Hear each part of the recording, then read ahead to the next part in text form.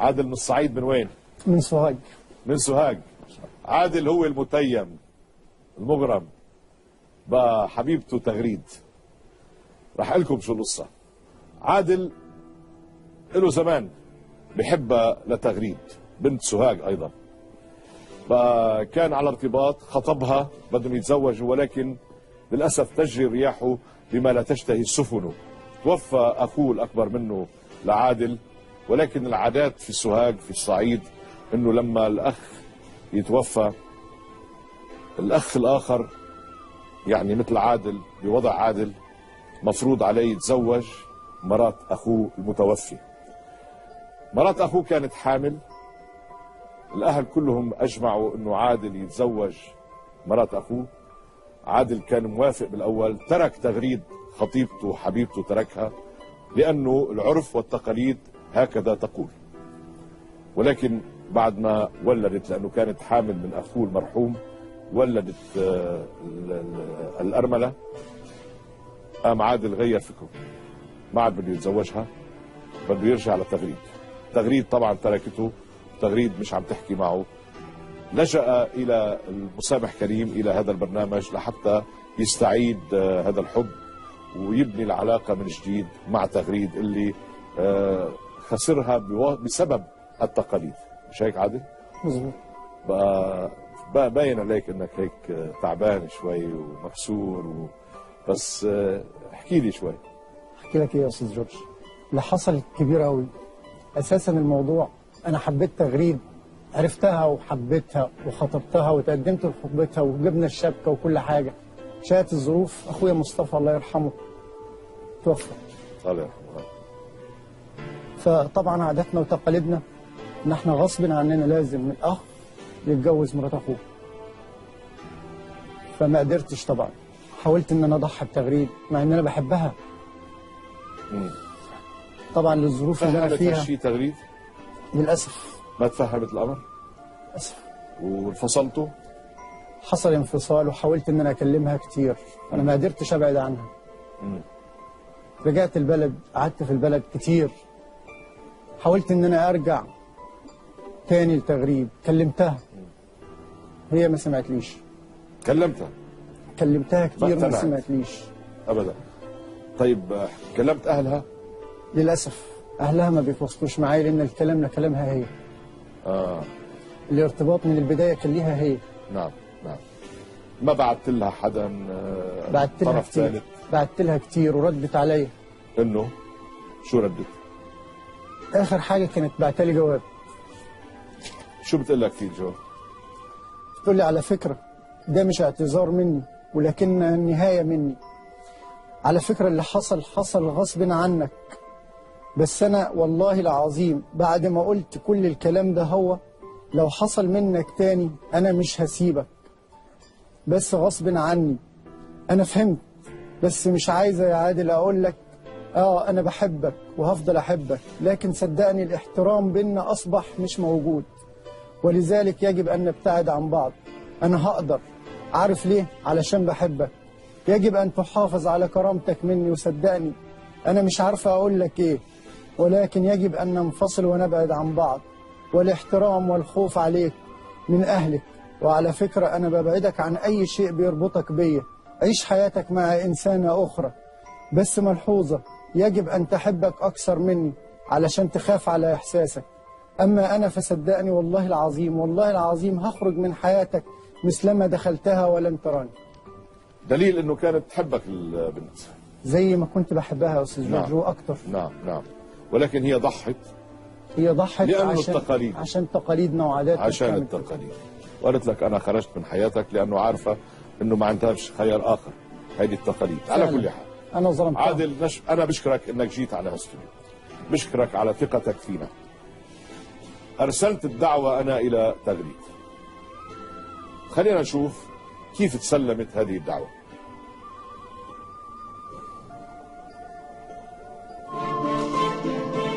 اهلا استاذ جورج، احنا النهارده رايحين المعادي عشان نسلم دعوه الحضور للاستاذه تغريد محمد.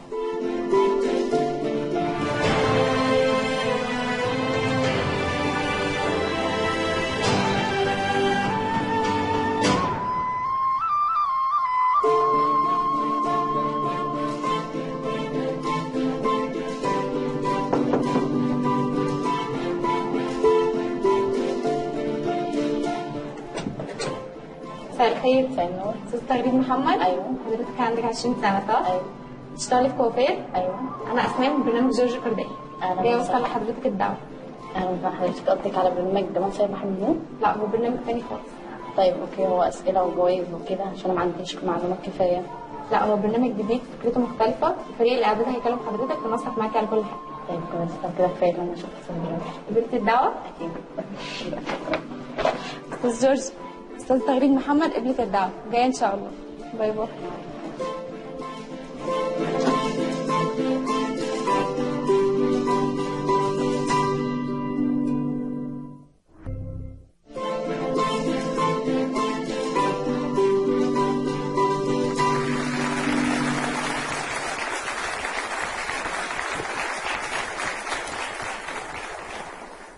القصة اللي معنا قصة حب مثل ما ذكرنا. عادل بحب تغريد، كانوا خاطبين انفصلوا لأنه أخوه الكبير لعادل مصطفى توفاه الله. بعادات الصعايدة، عادات سوهاج، هو من سوهاج من الصعيد، العادات والتقاليد تقول أنه الأخ يجب أن يتزوج أرملة أخوه. إذا اضطر عادل أنه يترك خطيبته تغريد وينفصلوا عن بعض لأنه الأهل طلبوا أنه يتزوج أرملة أخوه. ولكن بعد فترة وكانت الست حامل لما ولدت ابن أخوه، هو رجع حن إلى تغريد، بده يسترجع تغريد. صار له سنة عم بيحاول أنه يسترجع تغريد، ولكن تغريد اعتبرت نفسها أنه طلعت من حياته، ما بقى بدها ترجع له. اجى على الاستوديو حتى يرمم العلاقة مع تغريد ويعيدها ويعيد الخطبة مثل ما كانت ويتزوجها، يتزوجوا سوا مثل ما كان مخطط لذلك. بقى ان شاء الله خير، انا بتمنى انه يوصلوا لهالنتيجه السعيده والحلوه. ولكن بالاول بدنا نستضيف تغريد التي اصبحت في الخارج. بنرحب بتغريد.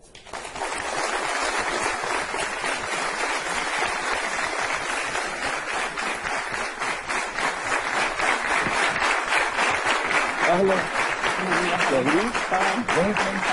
تفضل تفضل. ذلك مش شفتك محجبه انا لما اعطوك الرساله؟ انا اصلا مش محجبه، بس كده ايه تغيير. تغيير؟ تغيير لما كنت محجبه ولا تغيير لا، ما هلا؟ كنت محجبه، اصلا مش محجبه. هلا مش محجبه. لا. تغريد اهلا وسهلا فيكي. أهلا ما بك. شاء الله عليكي، جاي هيك بنشاطك وبرقتك وبعفويتك، ميرسي. جاي مسرعه. اهلا وسهلا فيكي. أهلا بك. شو بتعتقدي هالبرنامج؟ هو في اما جم يدوني الدعوه قالوا لي قالوا لي دي عباره عن مسابقه، قلت لهم مسابقه ايه؟ فقالوا لي عباره عن مسابقه؟ بس قالوا لي مسابقه ايه؟ قلت لهم قولي لهم كذابين. المهم، فبعد كده عرفت ان هي ايه، برنامج مسامح كريم. بس عم بتشوفيه؟ ايه؟ بتشوفيه البرنامج؟ مسامح كريم شفتيه؟ اه كيف القصص اللي فيه؟ تأثري فيها؟ اكيد طبعا. والله؟ انت الان في برنامج المسامح كريم. ايوه.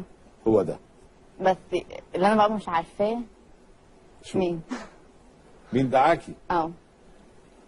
شاكي بحدا؟ انت مزعلي حدا منك؟ لا، ما اعتقدش، حتى لو مزعله حد مش زعل، يستاهل يستاهل يعني. يعني ايه، مزعل ويتصالح ساعتها كده بس. حدا من الاهل؟ لا. انت عايشه في سوهاج؟ لا، انا كنت مخطوبه لواحد من سوهاج. بس انت كان عايشه مش فين؟ انا من سوهاج. في القاهره. في القاهره، عايشه في القاهره. بدك تعرفي مين دعاكي مش هيك؟ اكيد. طيب بدك تطلعي بالشاشه.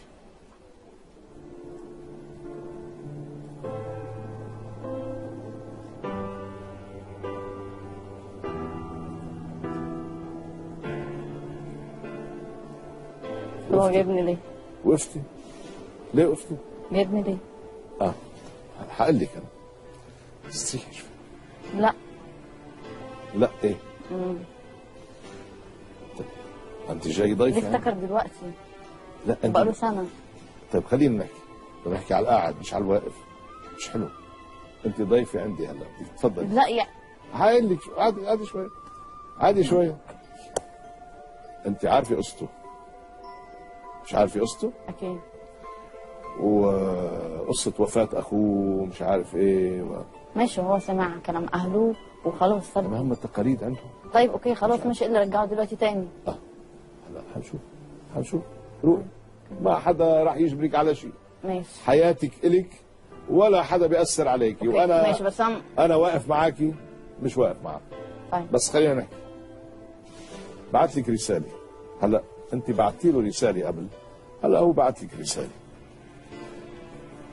تسمحي لي اقرا لك اياها؟ اوكي.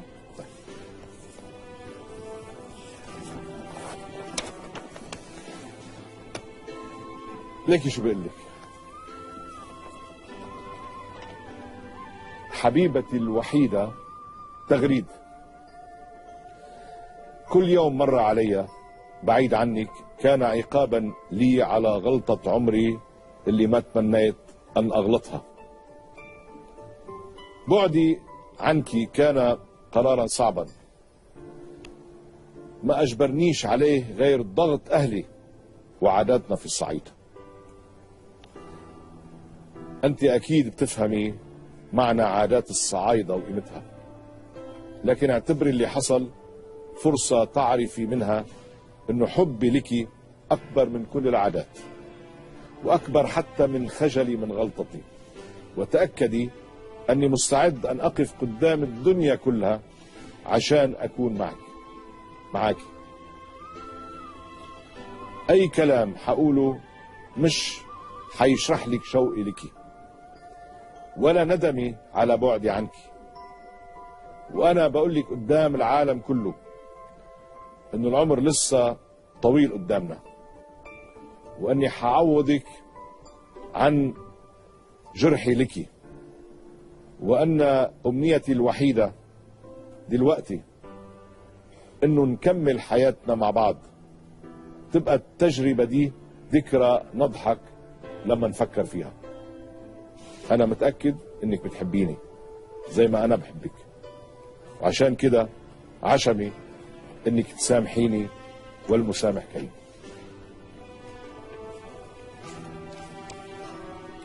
إيه رأيك بهالكلام؟ هو باعني مرة فسهل لي تاني اللي هو يبيعني التاني والتالت. باعك؟ اه. هو باعك؟ اه. أنت بتعتقدي باعك؟ اه. تغريد. سؤال، من سنة لليوم أنتم ما فيش علاقة. بس هو قبل حاول بيا كتير جدا والله. لحظة حبيبتي، بس قبل ما ندخل بالمواضيع، هل في شي حدا بحياتك؟ في الوقت دلوقتي؟ الحالي لا. لا. طيب، هو هذا أساساً الشاب يعني هذا الشاب تعرفي التقاليد بالصعيد بيلزموه انه يتزوج أرملة اخوه اللي الله يرحمه توفى، والاهل والتقاليد والقريه وسوهاج ومش عارف كله انه لازم يتزوج الاخ أرملة اخوه، ده العرف. طبعا هو انصاع لذلك بالاول غصب عنه، بس ما قدرش يتحمل. حاول كثير يحكي معك، حاول كثير يبعث لك مراسيل، وانت ما عدتش رديتي، وبعثتي له رساله راقيه جدا قلت له فيها انه خلاص انا طلعت من حياتك، مش قادر يعيش. اذا بتشوفي حالته لونه اصفر وبيرجف، بعده لسه حامل الدبله في ايده وجاي. تحبي تسمعي شو بده يقول لك؟ انا معلش كرمالي خلينا نسمعه. لا. عشان طالما اجا خلينا نسمع شو بده يقول. انا سام مش عايزه اوصل له تاني خلاص. سكرتي؟ لا. قفلتي الباب؟ خلاص. مزقتي الصفحه؟ هو من الاول خلاص. سمع كلام اهله، ما بقولوش ما تسمعش كلامه، خلاص انت سمعتهم كمل بقى في طريقهم خلاص. لما هو خلاص رجع، لا. ما هو ترك. لا بس ترك مره، سابني مره، سأل عليه اللي هو يسيبني الثانيه، ستي فكده خلاص. بتعرفي سابك ليه؟ قولي لي انت بعقلك وذكائك ليش سابك؟ ليش تركك؟ عشان اهله قالوا له ده عاداتهم وتقاليدهم. مش خلاص عشان يكمل بقى. اهله، لانه هو رابي في بيئه هيدي تقاليدها. طيب ماشي خلاص بقى يمشي على التقاليد بتاعتهم. على راسي، مش قادر يمشي، مش قادر. وده خلاص ما حس كم منها من قدامي تماما. طيب بس انه هو مش قادر، شو بنعمل؟ خلاص بقى. عادل معلش انا بدي اسمح لنفسي، معلش لو تغريد مش راضي، بس بدي اياك تقول، لكن طلعي فيه تغريد، طلعي فيه، طلع بوجهه. ده عادل بتعرفيه انت؟ بتعرفي ده اللي بتعرفيه؟ كنت بعرفه شكله؟ دلوقتي مش عايزه اعرف. طيب بس خلينا بدك تسمعي شو بدي اقول.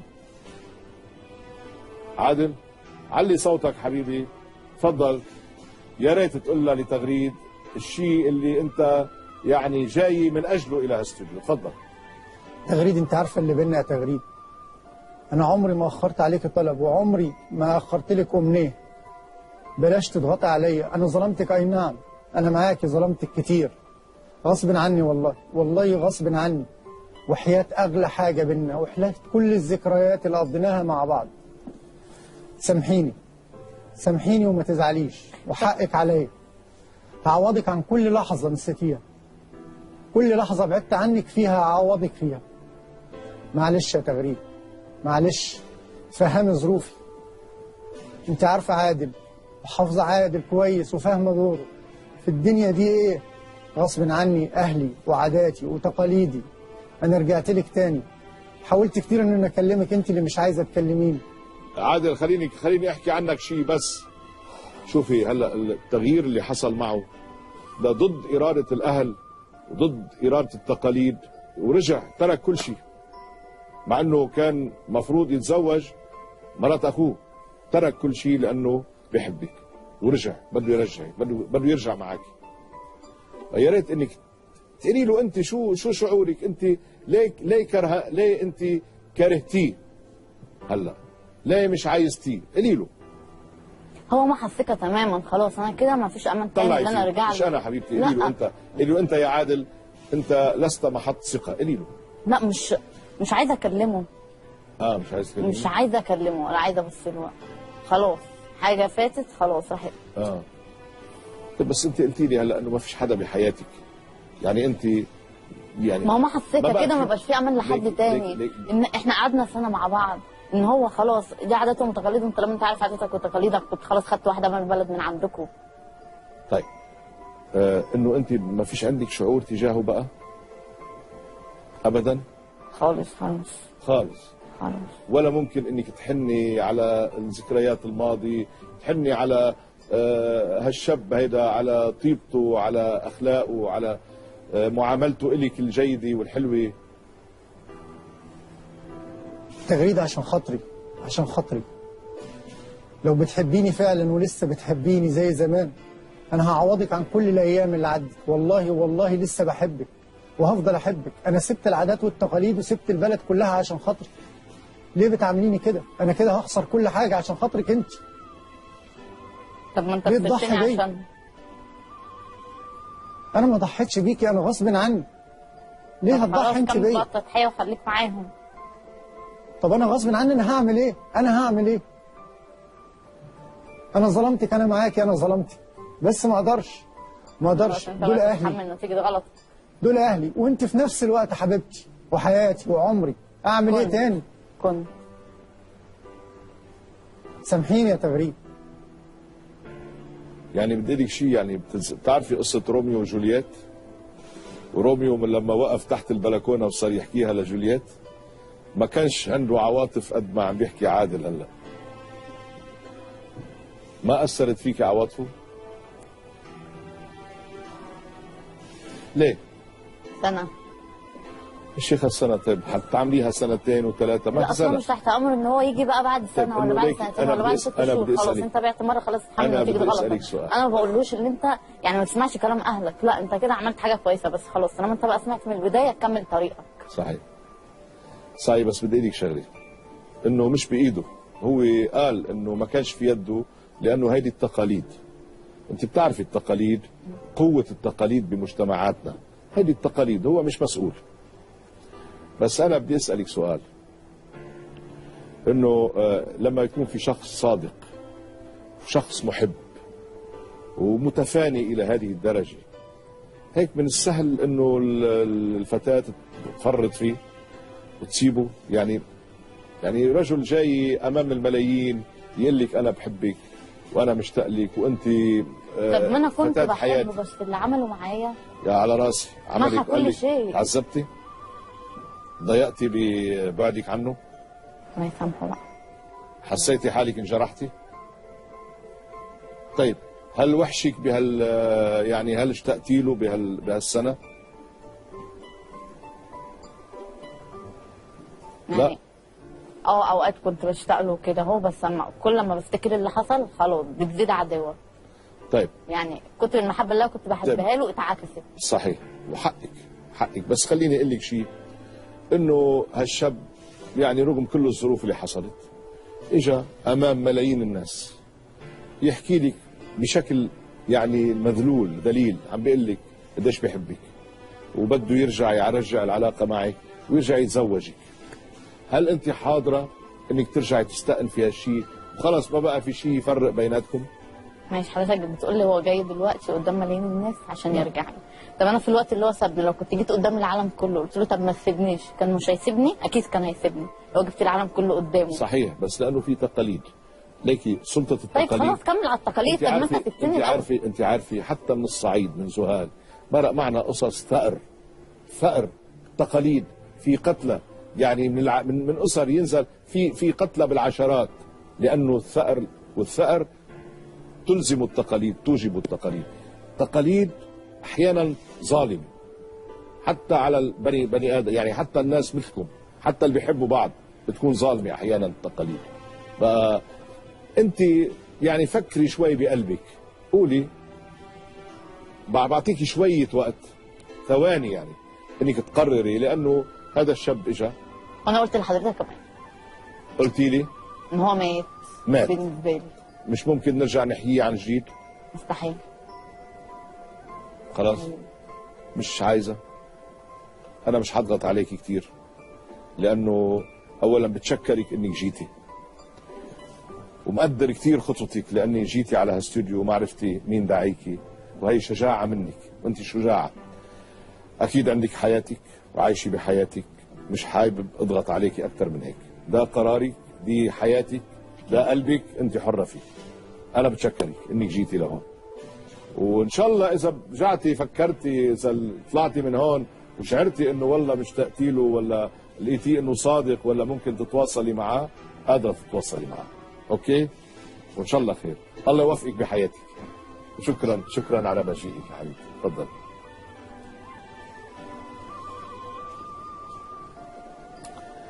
والله يا عادل انا متاسف، شو بدي اقول لك، حاولت، تعبتني يعني. انا كنت واقف معك وتعبت، تكلمت اكثر ما انت تكلمت ب20 مره، بس هذا الواقع. انت مش مذنب، هيدي التقاليد. صحيت متاخرا، كان لازم تستلحقها البنت بالاول، ولكن هذا اللي حصل. بالمستقبل خارج استوديو في الحياه هنا في مصر ترجع تتواصل معها، تحاول، لا تيأس، جرب. بس انا بعتبر حالي فشلت اليوم انه رجع هالقلبين لبعض. اوكي؟ اعترف بفشلي، ولكن بشكرك على ثقتك وعلى مجيئك، وشد حيلك. خلاص تصرف كرجل، شد حيلك وحاول معها. اوكي؟ شكرا حبيبي، شكرا. تفضل. سمع.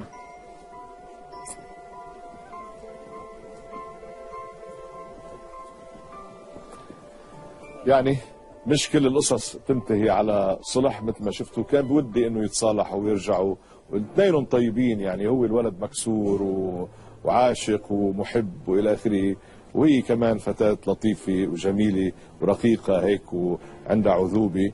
بس شو بدنا نعمل؟ هكذا صار. ان شاء الله بيلتقوا ويرجعوا بالحياة.